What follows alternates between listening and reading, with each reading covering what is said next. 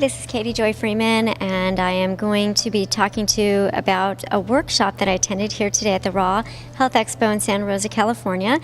Again, I'm doing little mini recaps of some of the workshops I went to because there just wasn't enough time to capture all of the speakers and interview them.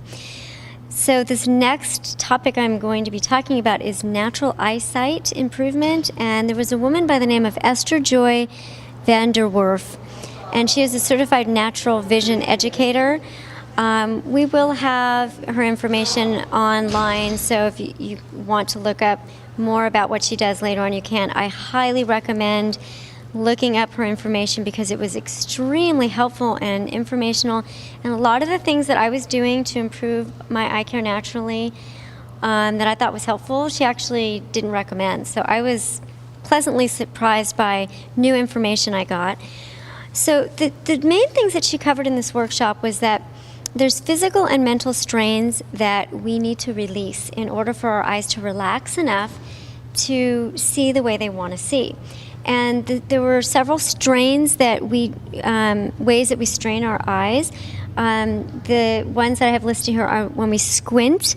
Actually wearing glasses makes the eye strain because we have to strain to look through the lens.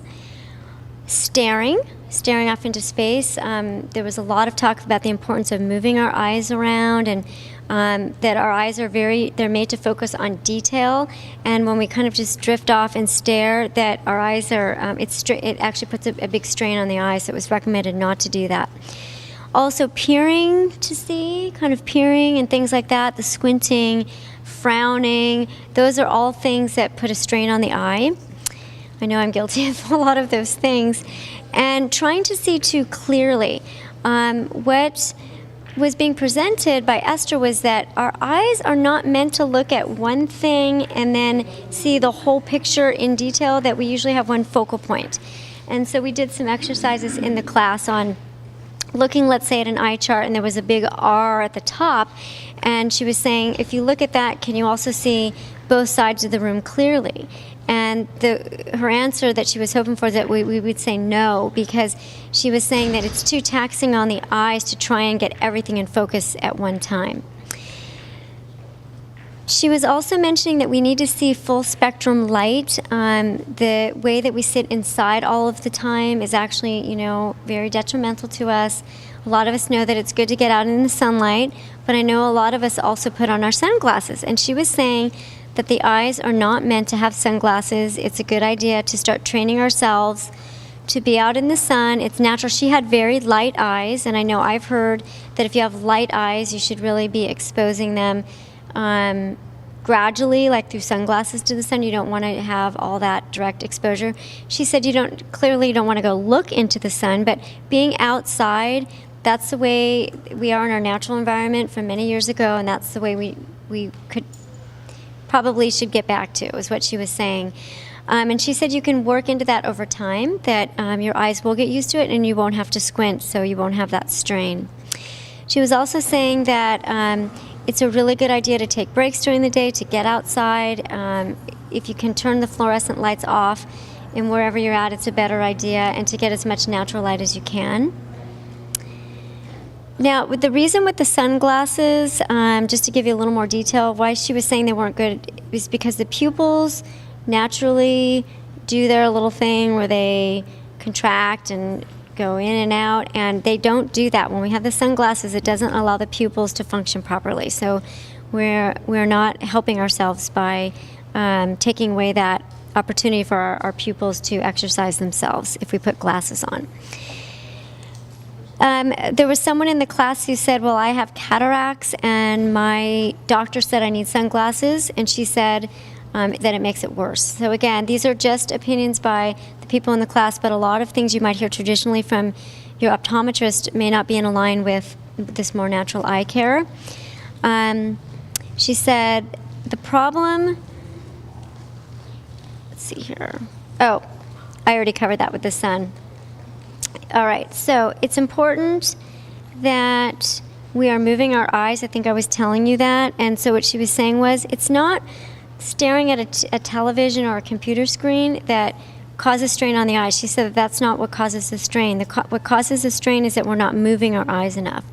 So she was saying that, just try and be aware as much as you can and give yourself reminders to move your eyes around your screen. Apparently she has, on her site, she has downloads you can do, and it actually makes the screen move, so your eyes are constantly having to move. And another thing with movement that I thought was fascinating is she was saying that motion sickness, which she suffered from it in a major way, she was saying that it's caused not by the motion, but we are wanting to be in control of our peripheral vision and what's going on, and we're not comfortable with the motion. We're trying to control it. So what she was saying was, if we can relax and we can let go of trying to control the peripheral vision and control any motion, that the motion sickness goes away. So I'm looking forward to trying that because I tend to get that on boats. She was also saying that you want to get away from doing the very focused eye care exercises. A lot of times you'll see someone say, move your eyes to the left, move your eyes to the right, up to the corner, down circles, yoga eye exercises some of you may have heard of. What she was saying was it's not natural, and the eyes are not relaxing enough. So she gave us the example of having our finger out to the side, and she said, okay, don't move your head and move over and look at your finger that you have out. She said, is that comfortable? And it's really not. If you try it right now, it's very straining. However, if you turn your head and look at the finger, it's a lot more relaxing. So again, she was saying, look at things and then in the direction and then go towards it with the head as it feels natural. So you can ask the eyes to look at something on corners of a room, but then allow the head to move with it so it doesn't strain so much. And I thought that was really interesting. She also said that neck tension interferes with good vision, so it's important to breathe and to relax our necks, and the more relaxed our necks are, the more relaxed our eyes are, and we have an improvement with vision. The mental strains that she was talking about was that, again, we're trying to see too much at the same time, and just allowing yourself to focus on one thing is fine. And that really, if we're interested in what we're seeing and we're curious about things, that we'll be looking in detail, and that really does help us.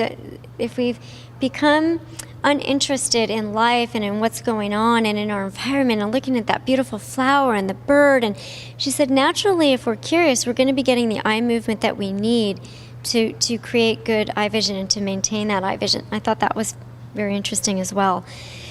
So to wrap up with this, there were three things that she was saying, and that was, one was, Esther was saying, relax into your seeing.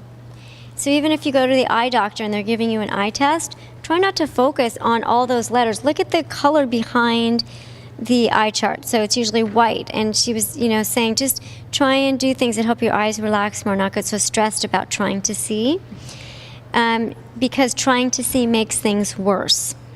And then the last thing I'll leave you with is that blinking, it feels kind of fun, is very important. She said to make sure that you're constantly blinking, every minute or so, but you should have a few blinks and really work on not staring.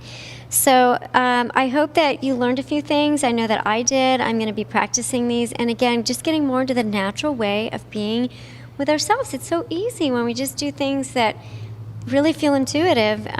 So try some of these things I suggested. Try and relax a little bit more, and don't be afraid to go outside without sunglasses, regardless of what you've heard. Why don't you see how it feels for you, and then you decide. Take good care.